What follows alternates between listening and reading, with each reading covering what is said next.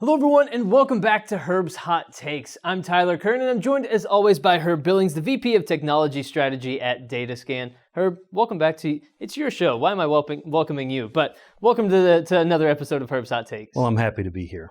We are starting a new series today, a 4-part series on returns. And today we're going to be diving in a little bit more and talking about the growing problem of returns for retailers. Why is this an important topic for us to discuss today, Herb? Well, it's a big problem for retailers right now.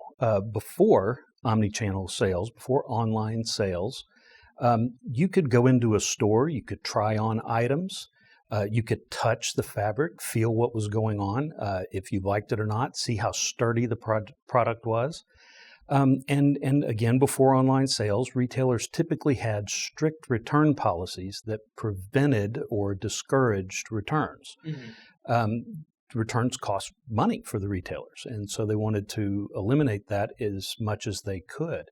Now, though, with online shopping, returns have become a really big deal, and they have gone up in quantity and in cost every year since online shopping began, and the increases are almost all due to online shopping.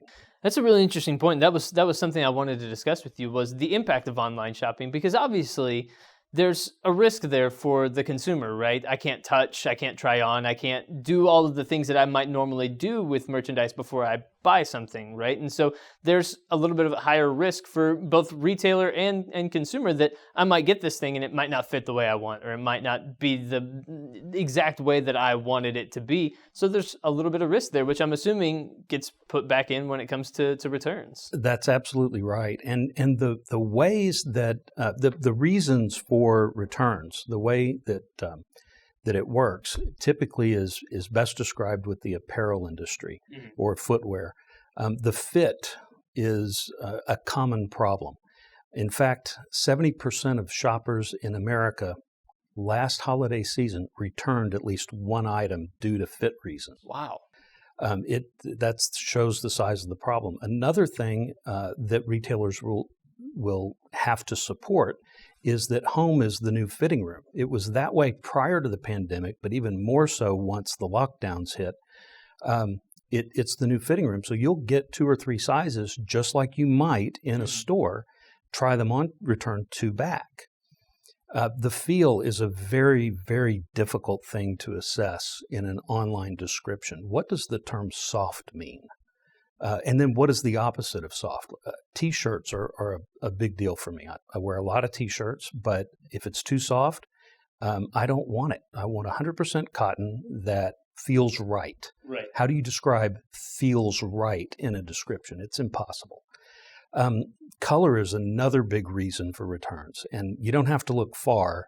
I believe it was a couple of years ago, maybe just a year ago, was that dress online blue or was it gold? Right. And nobody could agree, how in the world do you get this right in an omni-channel site?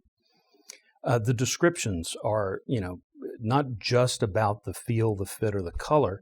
The descriptions are a challenge. They can be misleading. Mm-hmm. They can be incomplete. I've seen many with poor wordings. And then, you look to reviews to be helpful, but if there are not a lot of reviews, you have to question whether this review is an honest one or not. Right. Is it somebody's friend that's putting it in? Is it an employee of the company? Those are a challenge as well. So there are many ways to get this wrong and mislead the consumer, either intentionally or unintentionally. Most of it's unintentional. And returns are a big deal as a result. And that's a great point. And everything that you're describing is also a matter of opinion that can differ between person to person. What you describe as soft might not be what I describe as soft. And so you can just see how many problems there are when it comes to that for retailers. Now, one of the things that I was wondering is you use that 70% number. 70% of people returned something that they got over the holiday season last year due to fit.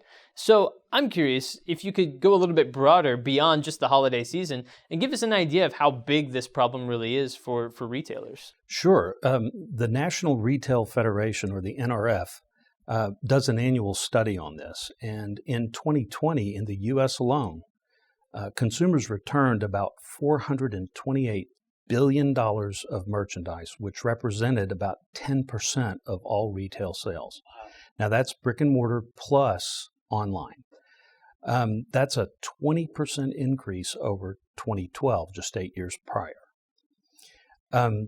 Online returns, as we've discussed, actually have a much higher rate of return. Overall, it was about 18% in 2020.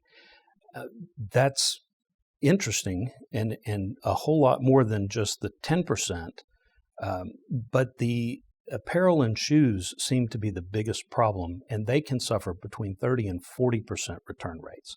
It definitely differs by category, and it depends on what you're returning.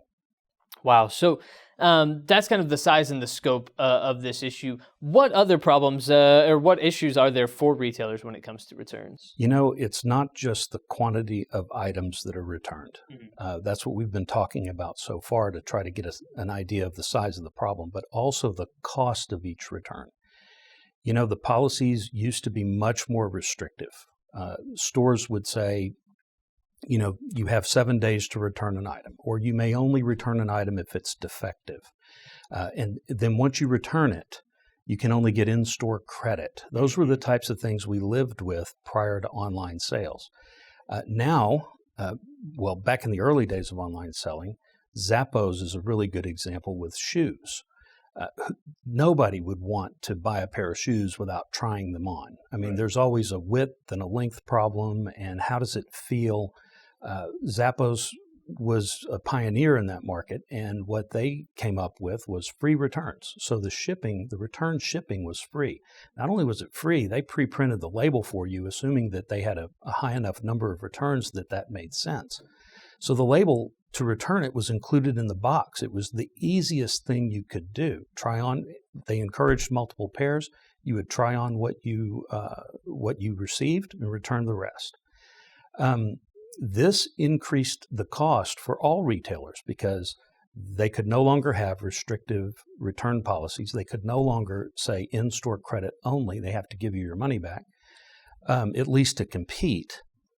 And so today it's all about, you know, free, easy, painless. And that is definitely costing retailers more money in the long run for them to manage a returns process.